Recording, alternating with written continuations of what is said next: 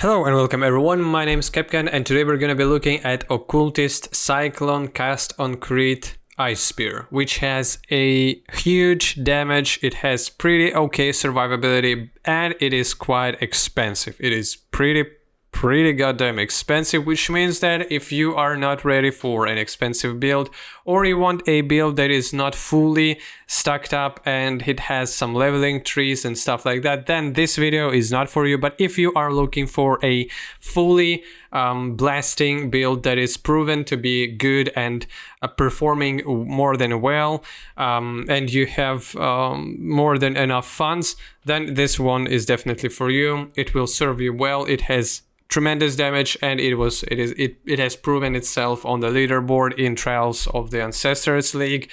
So yeah, basically, let's go. We're gonna be looking at talent tree first, then skills, then items, and yeah, jewels after the talent tree as well. So as I've already mentioned, the build uses all the tattoos that you can possibly get for yourself. So increased mana reservation of efficiency of skills, which is pretty good for this particular build. And yeah, and it has a bunch of different good items, which you probably need some things to farm for. So yeah, it's, as you can see here, it's mostly energy shield in terms of your survivability, but it still has some percentage of life that is unreserved, and it serves us well with pain attunement combined. So we're not using chaos inoculation. So yeah, it's low life, but still energy shield based character with mostly evasion rating as somewhat of a defensive mechanic going on around. Yeah, and I guess let's go. We are looking, of course, for pain attunement here. We are going for some energy shield nodes. We are not interested in life nodes at all. Mana reservation efficiency is the thing that we are looking for. A natural instinct, as you can see here. It's definitely a pretty good place for it to be. Yeah, jewels are included in talent trees, I guess, for this video. Here, again, mostly for energy shield, of course. Again, more energy shield, some evasion rating as well. Some mana reservation efficiency. We are using Watcher's Eye with, as you can see here, some additional critical strike chance, maximum total energy shield recovery with life leech, and more stuff like that. We are using Clever Thief that gives us attack damage leached as mana and as life, and so yeah, everything like that. Then as our cluster jewel, we are using a cold damage one with blanketed snow, so damage penetration, just additional elemental damage and chance to blind enemies, and some, yeah, prismatic heart just gives you straight up increase of damage, pretty good one. Then more critical strike damage multiplier, which is one of the best. As we can see here, we have 100% crit strike chance, which means that crit strike multiplier is essential for us to have good damage. Yeah, and it's everywhere in here. We do have, of course, spell damage leached as energy shield, because we definitely need this one. Again, more crit strike multiplier, and as somewhat of a crit strike chance as well on our regular jewels. Power charge increases, power charge nodes, more energy shield. Another large cluster jewel with cold nodes on it, with some freezes that with some freeze spread, some again additional chance to blind, some additional penetration, yeah, more projectile damage, which goes pretty well with our ice spear as well. Yeah, and as you can see here, projectiles deal increased damage with hits against nearby enemies, and we're gonna be quite close to our enemies. Again, more energy shield and more crit strike multiplier, as much as possible crit strike multiplier, which is, yeah, it's a very good damage stat for us. More mana reservation, more crits. Here we are using Militant Faith for our Inner Conviction, more spell damage per power charge, gain power charges instead of frenzy charges. With how much power charges we are gonna have, this key keynote here that is given us through Militant Faith is gonna work very, very well. And again, more maximum power charges. So yeah, basically that's it when it comes to the talent tree itself. On Ascendancy, we of course taking Unholy Authority for additional curse and for being able to hexproof enemies. Then Void Beacon with Frigid Wake for additional cold damage, minus resistances, cannot be frozen, chilled, pretty good as well, and Forbidden Power, of course, for all our power charge shenanigans. Now, when it comes to our skills, our main 6-link, that is in our body armor, of course, uses Divergent Cyclone with Anomalous Ice Spear and Divergent Inspiration, which is, yeah, it is very, very good, as supported skills have even lower reduced mana cost, which is very, as you can see here, it says 0. Then increased critical strikes, awakened GMP, and awakened custom crit strike, which doesn't need to be awakened by any means, but if you have enough funds to fund your way through and get some of the damage increases through awakened versions of gems, you definitely need to get it. Then when it comes to our mana reservation skills, it's Hatred, it's Zealotry, it's Herald of Ice, it's all damage, all clear, everything that gives us, basically more blasting power. Then some precision for crit strike chance and accuracy as well. Level 21 here, Grace, Enlighten, and Summon Skitter bots. So yeah, Enlighten level 3 here, so nothing too crazy in terms of Enlighten levels. Then we do have our Clarity, and if you saw on the here on the Watcher's Eye, non-channeling skills have minus to total mana cost while affected by Clarity, which totally works for us here. Sniper's Mark with Mark on Hit and Defiance Banner. This way we are keeping our defenses a little bit higher, and we're getting critical strike chance of enemies lower. Then we are going for the Frostbite as our curse, power charge and crit with Freeze Pulse, and it's anomalous versions, and supported skills have chance to gain a power charge and critical strike. So it's with Freezing Pulse, it's with additional crit strike chances.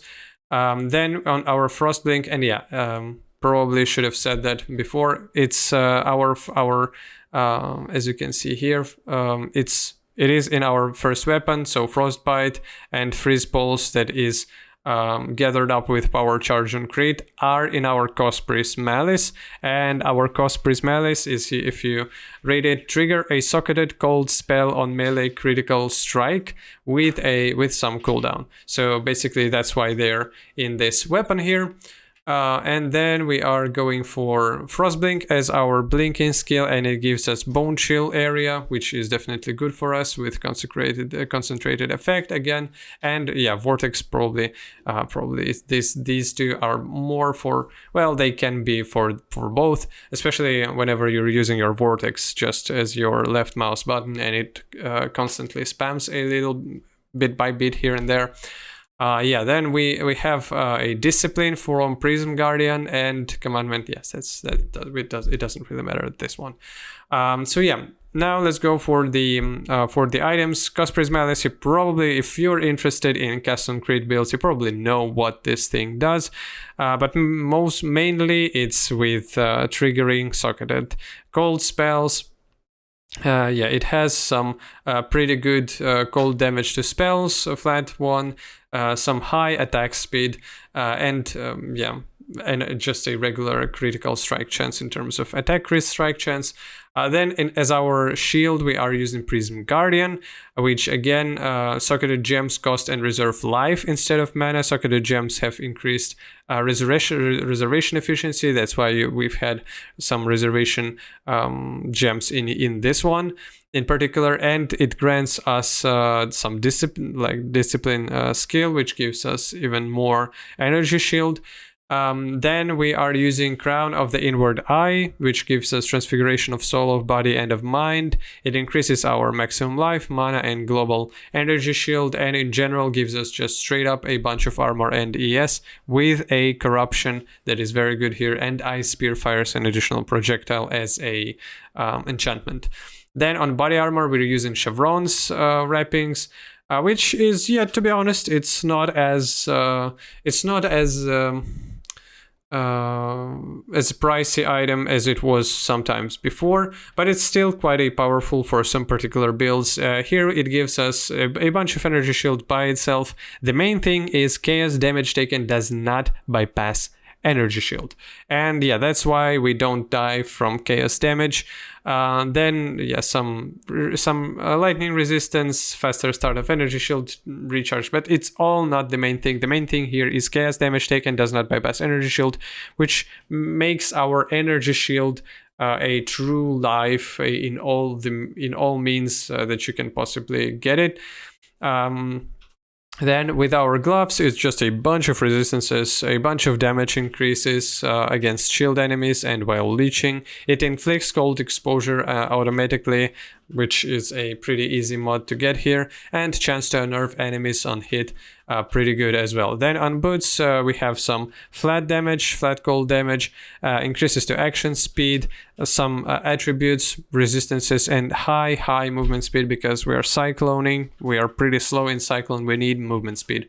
Then for our amulet, of course, it's presence of Chiula, and allocates Art of the Gladiator as an anointment. It gives us a bit of attributes, but the main thing here is plus 60% to chaos resistance, cannot be stunned, percentage of maximum mana converted to energy shield. These are the, cannot be stunned, some juicy chaos res, and percentage of maximum life converted to energy shield. These are the things that you're looking for. Then when it comes to our rings, first ring here is +1 to maximum power charges. Very powerful. It's a Circle of Fear. Minus cold damage taken from hits, pretty good as well. But then additionally more cold damage. Some attributes, 72% increased cold damage while affected by Herald of Ice, and Herald of Ice has increased buff effect. So basically it's just a big flat damage, percentage damage increase.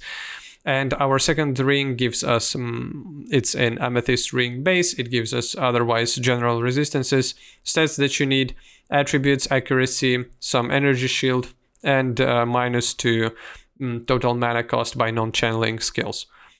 Okay, now with our belt, we are using a crystal belt that has pretty juicy flat maximum energy shield as a base. Then resistances, cooldown recovery, maximum to energy shield, and some attributes. As our flasks, we are using Battle Faith, which is, it's a great damage multiplier increase, whatever you want to say it. Then Dying Sun, that gives us additional projectiles for our Ice Spear, Diamond Flask for increased critical strike, Quicksilver for, of course, movement speed, and Jade Flask for additional evasion rating and reduced mana cost skills while it is being up, which is definitely a good thing as well. Did I forget anything? Probably not, no. This is mainly this build. It is quite expensive, it is more than powerful. Don't forget to subscribe to the channel for more content like this. POB is gonna be in the description for the video. Thanks for watching, hope you're having a good time. Bye.